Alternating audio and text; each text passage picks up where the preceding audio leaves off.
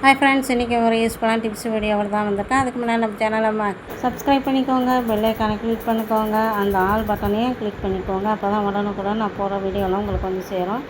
மொதல் டிப்ஸ் என்னங்கிறது பார்க்கலாம். இது மாதிரி டேபிளில் இருக்கிற ஷார்ப்னர்ஸ் வந்து ஒரு சில டைமில் நம்ம கையில் காலிலே குத்திடும், தலையில் கூட இடிக்கிறதுக்கு வாய்ப்பு இருக்குது. அதுவும் பசங்களுக்கு அடிக்கடி இடிச்சிக்கிறதுக்கு வாய்ப்பு இருக்குது.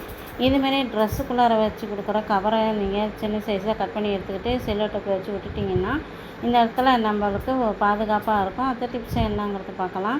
ஜிங்கில் நம்ம வந்து இந்த கசரோடு தண்ணி ஊற்றும் போது ஜிங்கில் அடைப்பு ஏற்பட்டுடும்.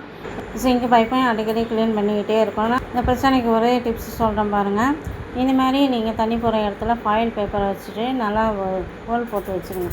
ஹோல் போட்டு வச்சுக்கிட்டிங்கன்னா மேலே கசரு தங்கிடும், தண்ணி கீழே போயிடும். அப்படியே நம்ம இந்த ஃபாயில் பேப்பரை சுருட்டி குப்பையில் போட்டுடலாம்.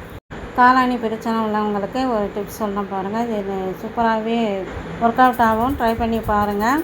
வேசலின் மட்டும் போதும். எந்த இடத்துல உங்களுக்கு காலாணி இருக்கோ அந்த இடத்துல நல்லா அதிக அளவுக்கு வேசலின் வச்சு அடைச்சிட்டிங்கன்னா உங்களுக்கு வந்து இந்த காலாணியில் இது எதுப்பட்டாலும் உங்களுக்கு வலியே இருக்காது. சீக்கிரமாகவே காலாணி மறைஞ்சிடும். இந்த ட்ரை பண்ணி பாருங்கள். இது என் ஃப்ரெண்டு ஒருத்தவங்க சொன்னாங்க, அதனால் உங்களுக்கு நான் இந்த வீடியோ போடுறேன்.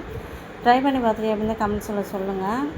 அடுத்த டிப்ஸ் என்னங்க பார்க்கலாம். மாவு புளிக்கலைன்னா நீங்கள் தோசை ஊற்ற முடியாது.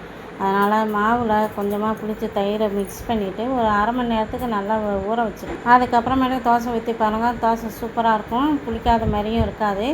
மாவில் தண்ணிக்கு பதிலாக நீங்கள் கூட கொஞ்சம் தயிர் சேர்த்து மிக்ஸ் பண்ணிங்கன்னா இந்த மாதிரி தோசை மாவு மாதிரி கரைச்சி எடுத்துக்கலாம். இன்றைய வீடியோ டிப்ஸ் உங்களுக்கு பிடிச்சிருந்தா மறக்காமல் சப்ஸ்கிரைப் பண்ணுங்கள், லைக் பண்ணுங்கள், ஷேர் பண்ணுங்கள், கமெண்ட்ஸ் பண்ணுங்கள். தேங்க்யூ.